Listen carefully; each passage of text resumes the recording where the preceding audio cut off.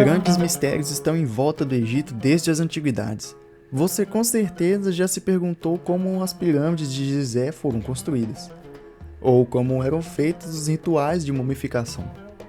Pode ter se perguntado até mesmo como era a vida dos egípcios antes dos faraós.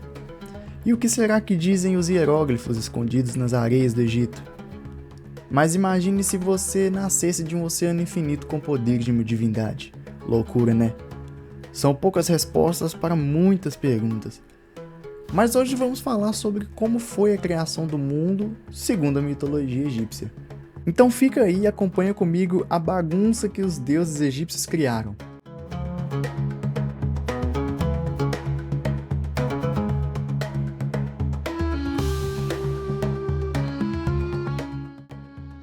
Antes do deus primordial egípcio, havia somente Num, um oceano infinito e inerte.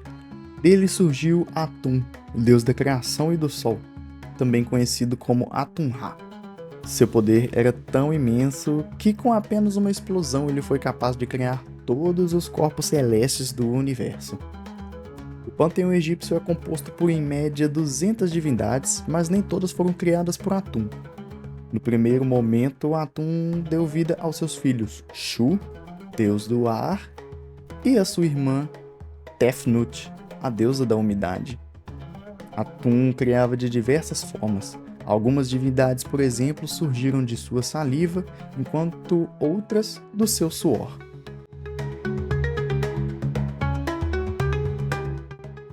Shu e Tefnut também foram responsáveis pela criação de outros dois aspectos divinos. Eles eram Geb, deus da terra, e Nut, deusa do céu. Vale lembrar que os deuses representavam certos aspectos ao mesmo tempo que eles eram a personificação destes próprios aspectos. Por exemplo, Nut é a deusa do céu, mas ela também é o próprio céu. Deu para entender a sacada? Porém, grande parte dos deuses é apresentado como uma figura humana com a cabeça de animal, como Sobek. Geb e Nut deram origem aos deuses Osíris, deus do mundo inferior, para onde iam as almas dos mortos, né? Ísis, a deusa do trono e da fertilidade. Seth, deus do caos. E Neftis, a deusa do lar. Estes 9 deuses formavam a Enéade egípcia.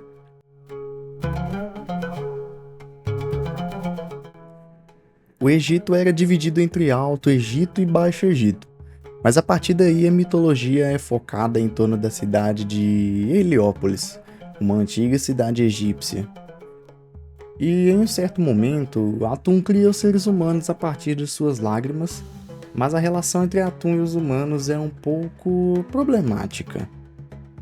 Atum se sentia decepcionado ao ver as ações que os humanos tinham, como matar, roubar, mentir, entre outras. Ele entendia o homem como um ser cruel que não merecia receber as bênçãos da vida. Então Atum decidiu que os humanos deveriam ser mortos. Mas Atum não faria esse trabalho ele mesmo. Essa tarefa foi passada a Sekhmet, deusa da guerra e da destruição. Sekhmet assume a tarefa e vai até o Egito. Lá ela comete um terrível massacre e bebia o sangue dos humanos mortos. Atum, então, vendo essa cena, se arrepende da missão dada a Sekhmet e ordena que ela pare. Porém, Sekhmet entende que ela foi criada apenas para matar e destruir. Para ela, caso ela não fizesse seu papel, a sua existência seria insignificante. Então Sekhmet continua sua matança até que Atum tem um plano de preparar uma armadilha. Atum cria uma poção mágica que possuía semelhanças com o sangue humano e derrama a poção em um ponto estratégico do Egito que Sekhmet ainda não havia chegado. Chegando lá, ela avista o que parecia ser sangue e bebe. Porém, o efeito da poção transforma Sekhmet em Bastet, se tornando a deusa da humanidade. Seu papel agora era de proteger os humanos e a vida deles.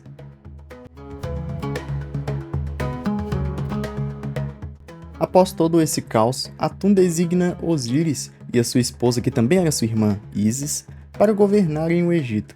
O casal de deuses estavam fazendo seu papel tão bem que os humanos aclamavam e cultuavam Osíris e Ísis como se fossem os deuses preferidos deles. E Seth, acompanhando esse cenário, sentiu inveja e assassinou seu irmão Osíris para tomar o seu lugar. Seth tenta contar uma mentira a Ísis, dizendo que Osíris morreu devido a uma doença, mas Ísis é esperta e sabia que Seth almejava o lugar do seu irmão há muito tempo. Ísis encontra o corpo de Osíris no rio Nilo e o esconde em um lugar afastado. Porém, Seth volta a encontrar o corpo de Osíris e dificulta ainda mais as coisas, partindo o corpo dele em 14 pedaços e os espalhando por diferentes locais do Egito. Ísis sabia que seria ainda mais difícil de juntar as partes do corpo de Osíris, então ela pede ajuda a Anubis, o deus dos mortos.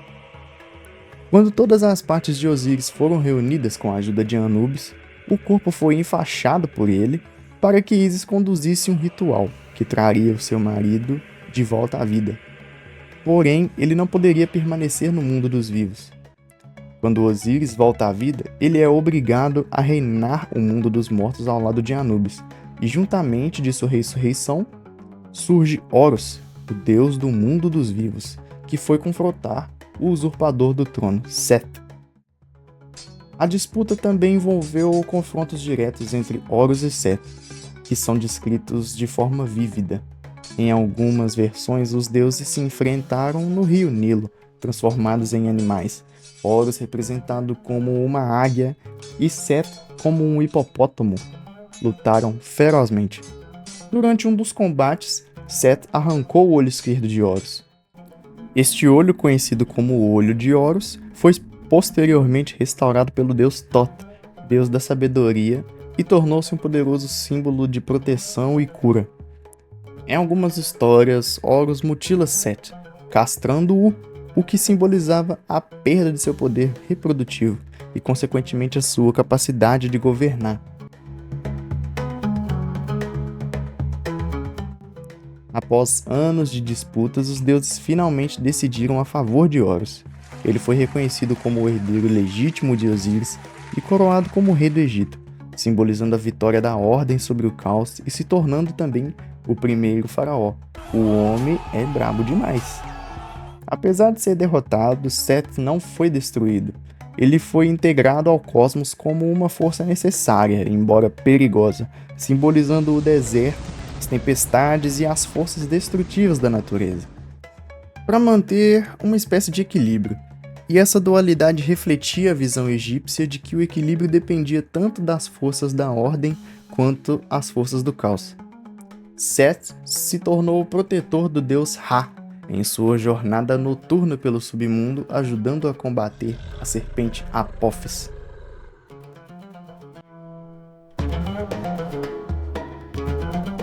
Após a vitória de Horus sobre Seth e sua ascensão como o primeiro faraó, o Egito Antigo foi simbolicamente transformado em um reino de ordem e justiça, refletindo a estabilidade cósmica e terrena que ele representava.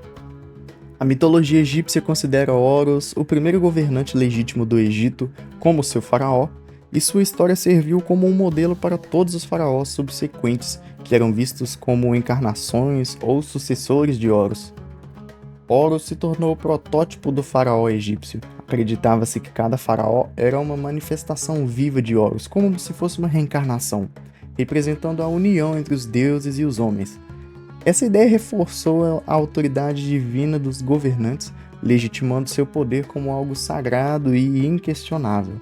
A influência de Horus era absurda, mesmo como se fosse somente uma lenda. O faraó era visto como o mediador entre os deuses e o povo, responsável por manter a ordem e proteger o Egito do caos. Os faraós até mesmo adotaram títulos que os associavam a Horus, como se estivessem fazendo referência a ele. A vitória de Horus sobre Seth simbolizou a unificação do Alto Egito e do Baixo Egito. Seth era frequentemente associado ao Alto Egito, enquanto Horus representava o Baixo Egito.